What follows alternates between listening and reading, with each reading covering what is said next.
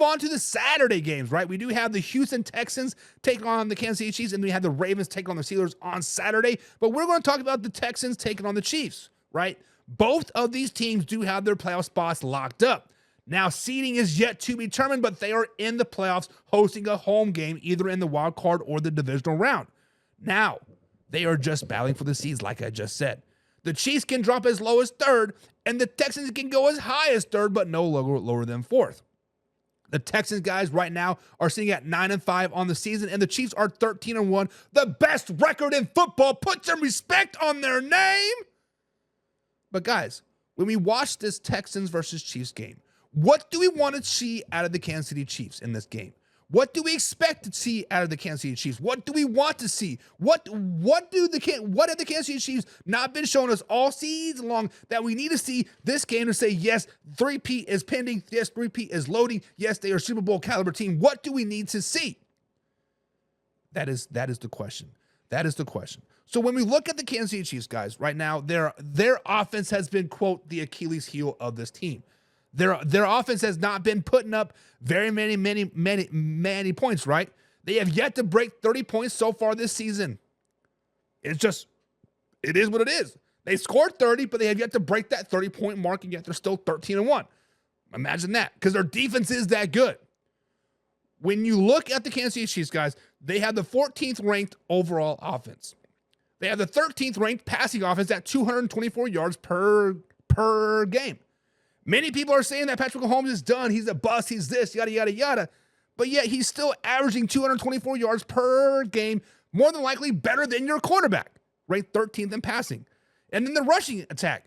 As much as they've been rushing the ball, they are ranked 16th in rushing, only averaging 112 yards per game. But this has been the biggest downfall of the Kansas City Chiefs all season long, is they cannot put the ball into the end zone.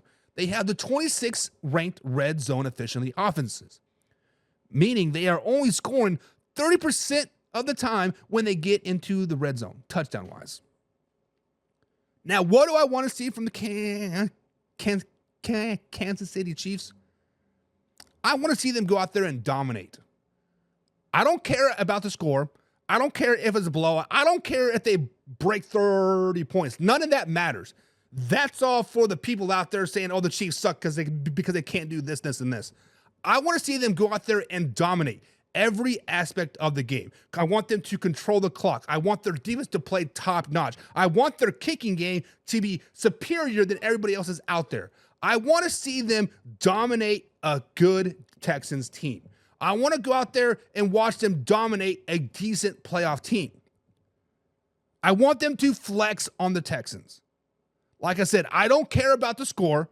I don't care about them beating them by more than 2 scores or 5 scores or whatever. I don't care if it's a 6-3 score. As long as the Chiefs are dominating the game on every aspect, that is what I want to see. That is what I want to see. I also want to see if Patrick Mahomes is truly healthy. I understand he was a full participant in practice today and yesterday, but just because you're a full participant doesn't mean that ankle doesn't hurt. Doesn't mean like, oh, crap, right? I want to see if he's really is healthy. Because if the Chiefs, obviously Andy Reid and the Chiefs are very, very smart individuals. They have the long-term goal in mind. They have the long-term goal in mind, and that is a Super Bowl. So sitting Patrick Mahomes in this game, if he's not over 80% might be a wise choice, especially with a short work week. But what do you guys expect to see from the Kansas City Chiefs? I expect them to dominate, and I want them to flex on the Texans this week. John says, you called it Waffle Wednesday. That's a hoodie idea. Let's do it. John, if you can figure out a waffle hoodie design, man, I am all for it. I'm all for it. Alpha Rob says, what I expect from the Kansas City Chiefs is them not to score over 21 points.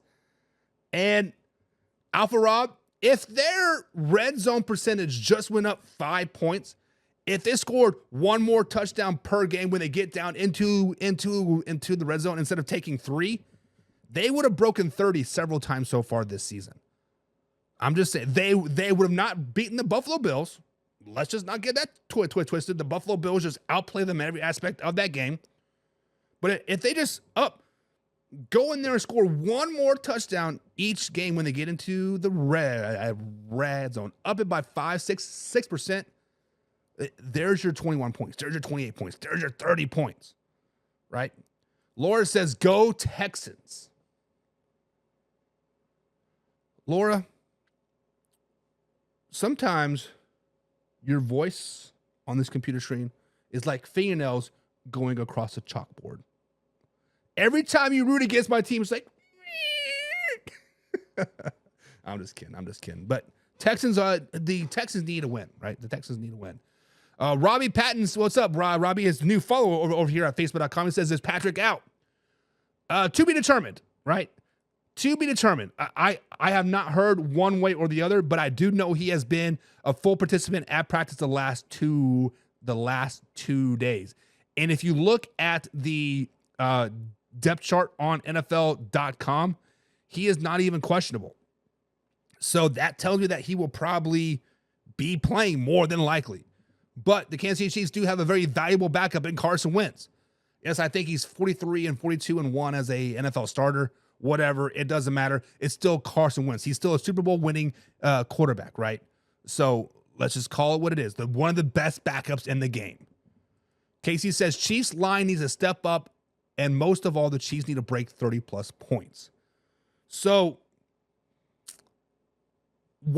Casey, let me elaborate on that, right? So Humphreys was signed this offseason after tearing his ACL from the Arizona Cardinals. 2 weeks ago was his first game back 10 months since tearing his ACL. Last week, he missed last week's game due to a hamstring issue. He is now supposed to be back in this game. DJ Humphreys might be the Achilles heel of the Kansas City Chiefs, right? When you circle that one player that the Kansas City Chiefs need to go to a Super Bowl to win the Super Bowl, DJ Humphreys, the left tackle, might be the guy. Now, I do like what they did last week when they moved Joe Thuney out there instead of Wyatt Morris. Wyatt Morris is just not handling the tackle position very well. He's very, very slow off of the line. Him playing guard might be the best spot. But the left tackle, Casey, you are 100% correct. The left tackle is it, right? Is it. That is it.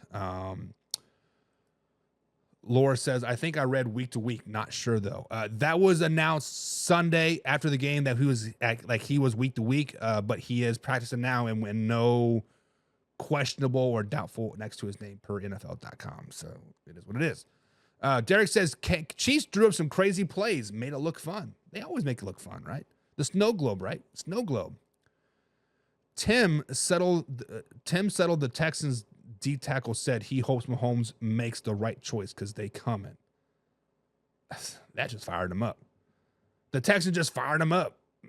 That's stupid. Never call a Super Bowl winning team out. That's just dumb. John says if the Texans text Mahomes mobility, we will see. And honestly, John, Patrick Mahomes is a very, very dangerous pocket quarterback. Whether he's mobile or not, him sitting in the pocket is very, very dangerous for any team. Now, obviously, when he scrambles, that makes a very different element to the game. But we saw it in the Super Bowl a couple years ago when he did roll that ankle in the AFC Championship game.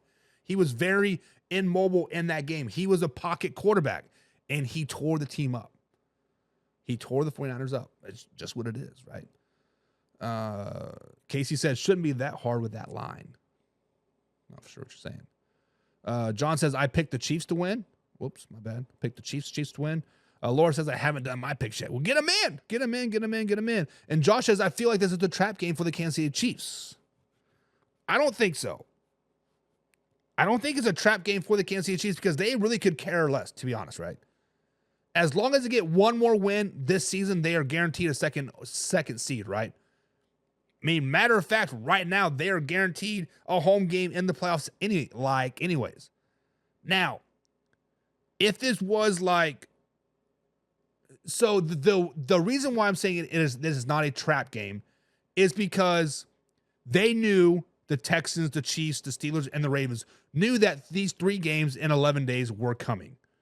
You are going to see a very, very vanilla defense, very, very vanilla offense in these games. Let's just be honest. So I'm not for sure how this can be a trap game because they're at home on Saturday. The only game on at that particular time, so I count that as a prime time game. This is definitely not a trap game. Definitely not a trap game. Alpha Rob says, I'm a Texans and Steelers fan for the next 2 weeks. Hey, you do you, Alpha Rob. Get that number 1 overall seed. Get that number 1 overall seed. Laura says, I expect to see the Chiefs lose and sit and crying on the bench.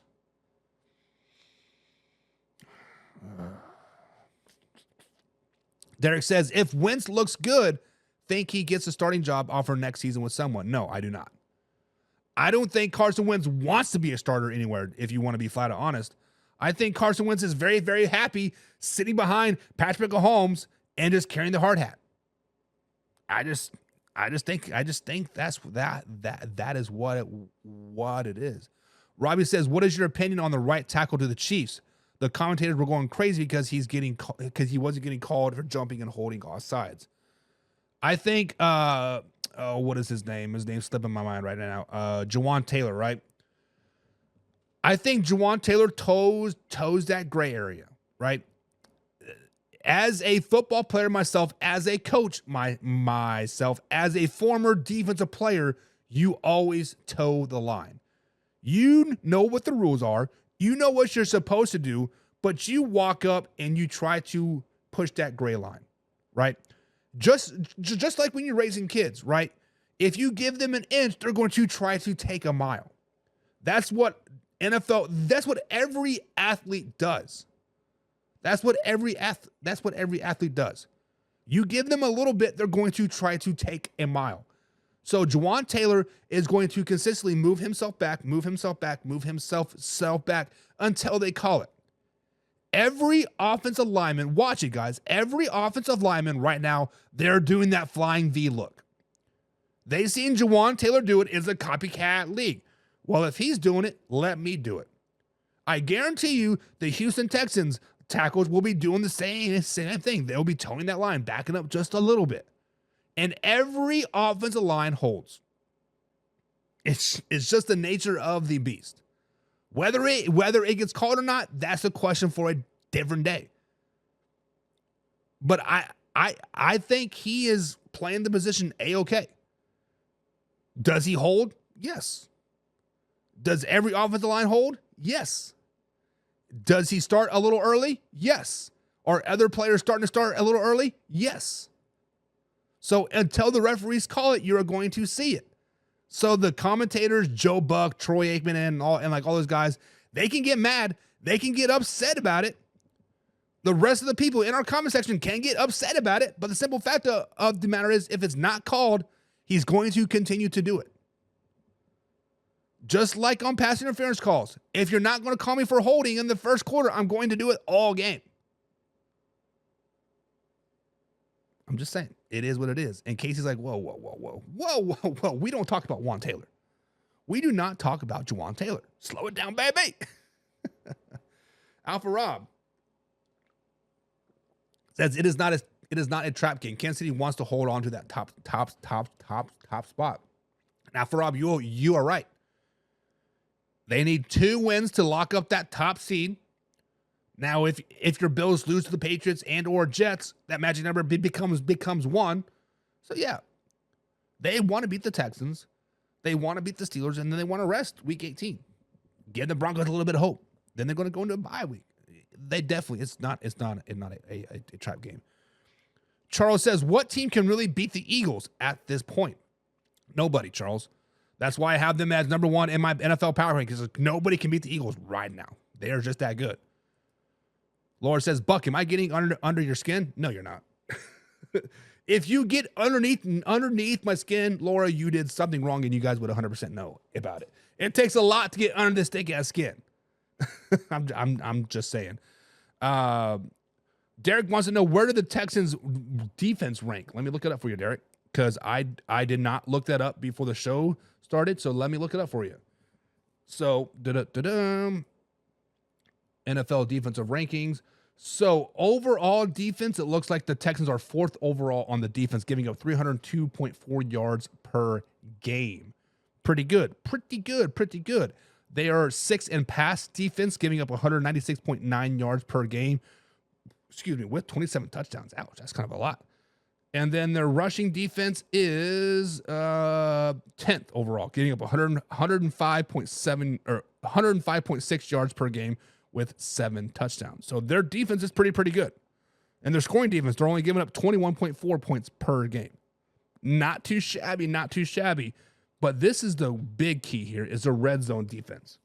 The red zone defense is what makes or breaks teams. Let's just be honest, like just about this. Because when you look at the top teams, the Broncos sitting at number 2. The Eagles are sitting at number 4, right? The Lions are sitting at number 8. The Texans are sitting at, not good.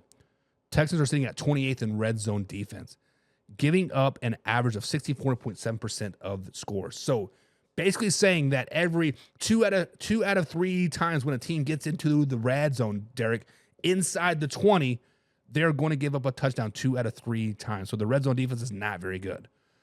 So hopefully the Chiefs can capitalize on that and give them a little motivation going in there, right? Robbie says, thank you. I can respect that. Go Chiefs. Yes, go Chiefs. I got my back-to-back Super Bowl flag there, Robbie. Get you some, get you some, get you some. And Alpha Rob says the Tampa Bay Buccaneers can beat the Eagles.